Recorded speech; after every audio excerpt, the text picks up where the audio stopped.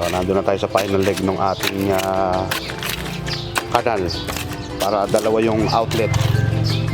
Ayan. At dalawa po ibabaw nating tubo dyan. Inuhukay na rito sa loob. Nag-aano na rin sila sa labas. Hindi natin sila sa labas. Ha? Okay. Lumatanggal niya. Ayun, bukas ito.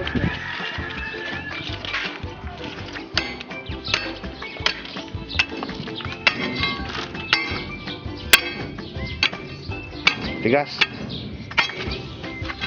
Malitan.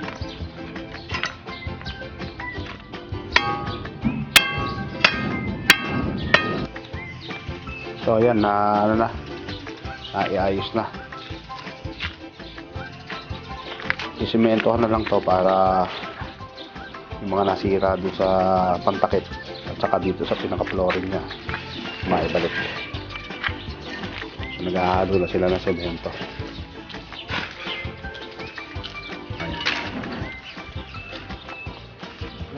So ito dalawa na yung ano. Dalawa na yung PVC pipes.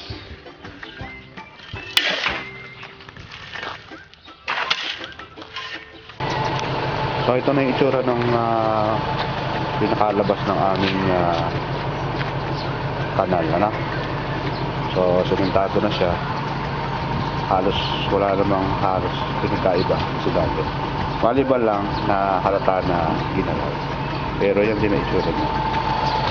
Dito sa loob, ayan, sementado. Dito hindi namin sinemento yan. Pwede hindi naman sementado. So ayan, naghahantay na lang ito ng ano, naghahantay na lang ito ng final na takip, kasi tatakpan namin to So yun, pagka kasi may takip ito, kahit dumaan yung truck hindi masisira. So ang itatak namin siyempre dito ay semento na rin. Sisemento ka namin tong portion na to. 1 metro yung lapad para sakop na sakop itong ano, itong kanal. Dito magkakaroon kami ng dito ng opening para kung madumi, merong dapat tanggalin, pwede siyang tanggalin. So ayan, nag-iitsura.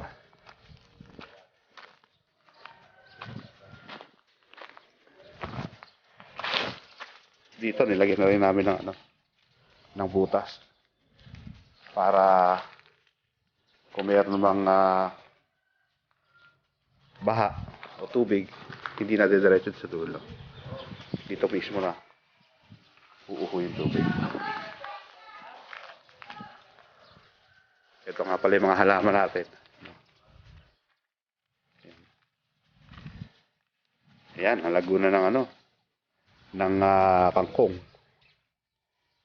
Siguro sa loob ng 1 linggo pa, pwede na talaga tong talbusan. Yung talong naman, ayan, sumibol na. Sa isang araw, kakagat na yung pataba na binuhos namin dito. Kaya lang ipapaya, medyo naapektuhan yata. Medyo nalalanta ng konti. So ayan, malambot sa lugar na ito.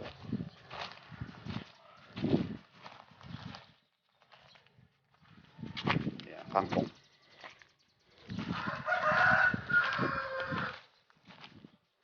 Alam ko dinliver na yung bibi dito Ayun ang ating bibi, no? Bali ano yan, 4 na bali 5 babae at saka 1 barako. Yan.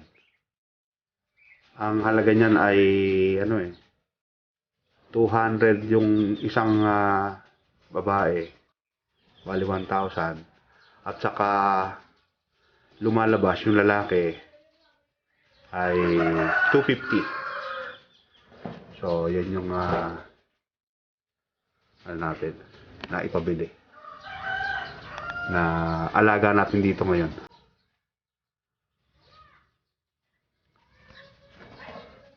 Maluwang tong dilibutan nila. So kumain na siguro yan.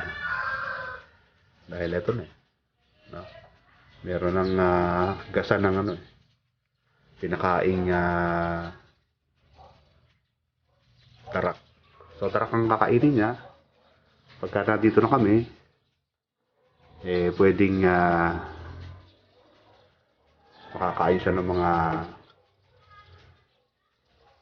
mumo, ng kanin, etc. Tsaka yung mga gulay.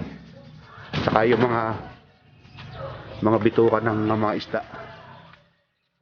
Pwede namin ibigay. Hindi pa naaayos. Dito. Ayan, nakakalat ang mga gamit.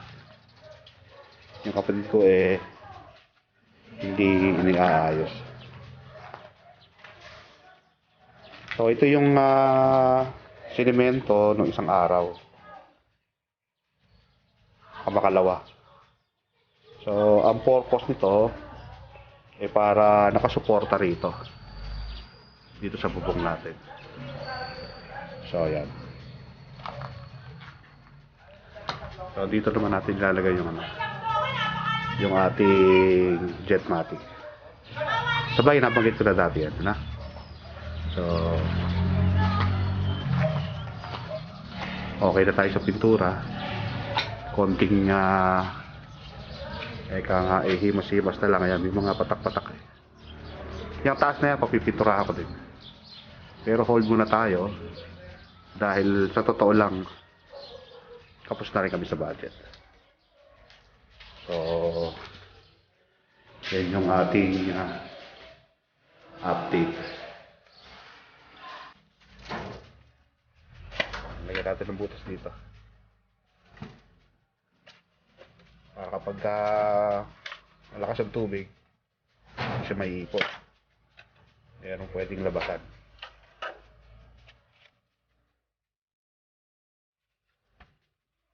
Mahalagang may lalabasan.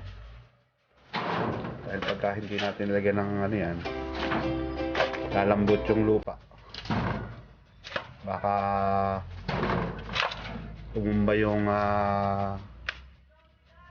pader, no? Katulad nung nadaan natin, di ba?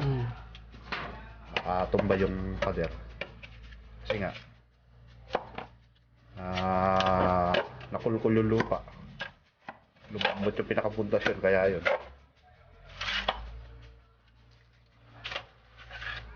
Okay na dyan.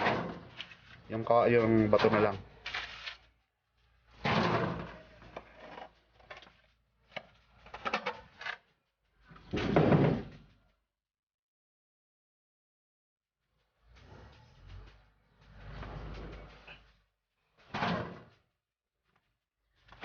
Tingnan mo kung gaano kalaki.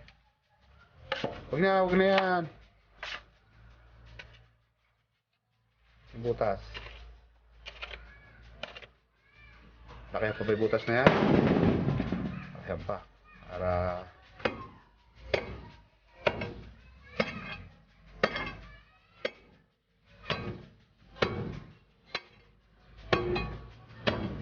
sa kabila.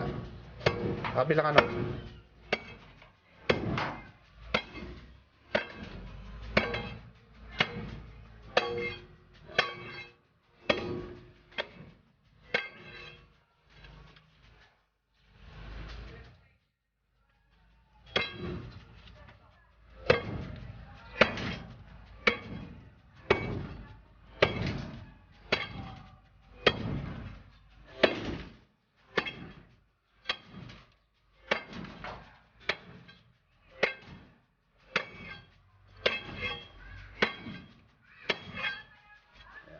Okay na siguro dyan.